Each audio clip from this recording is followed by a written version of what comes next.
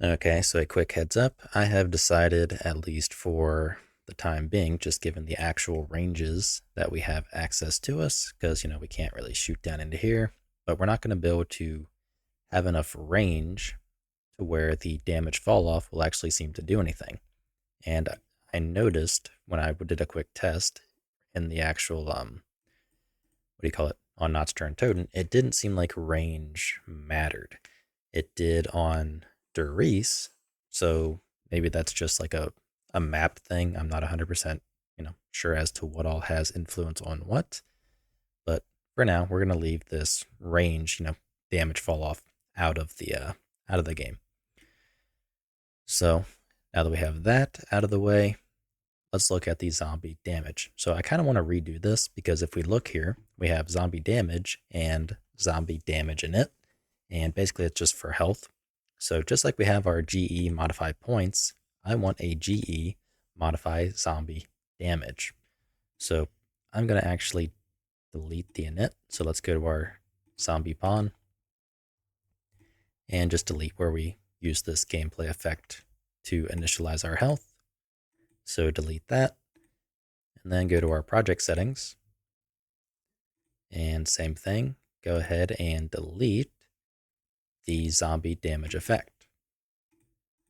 So we can save all, and to be safe, because I don't know what all I've done, is update redirectors and save all. All right, so I want to delete both of these. So let's go ahead and force delete. And let's make a new gameplay effect. So I'm just going to make a new, actually I'm just going to duplicate modify points, honestly, and rename it to modify zombie health. So let's open that up, change the attribute to our zombie health attribute.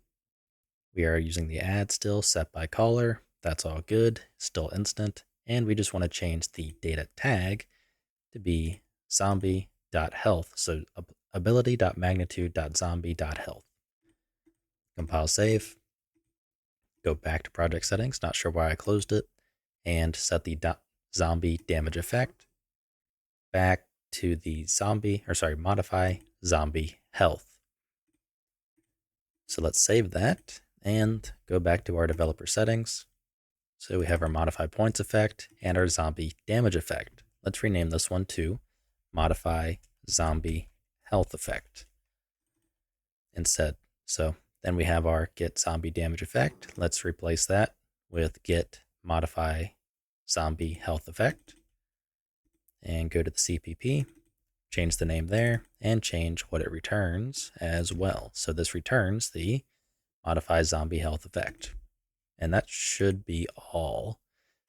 So let's shut the editor down, recompile, relaunch, and make sure we're good to go.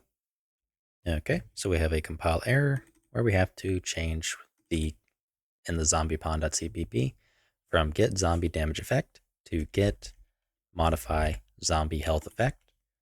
And I'm going to change the damage effect spec from that to modify zombie health spec instead, because I think that is just a cleaner name. And let's rebuild. Okay, now that we have that, we have to go back to the project settings because we just renamed that project setting.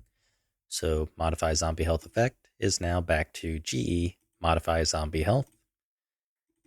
And it kept its attribute that time. So this also, I hope, resolved that.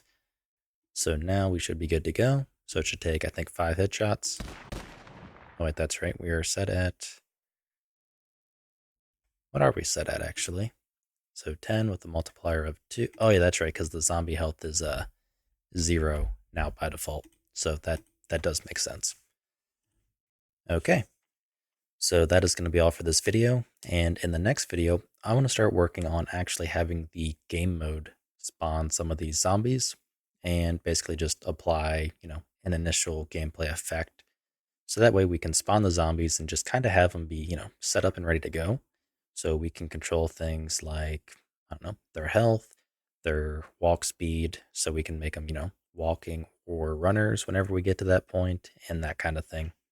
So with that out of the way, I will see you in the next video. If you like what I'm doing and you want to help support me, you can find a link to my Patreon in the description below, where you can also get early access to this entire series.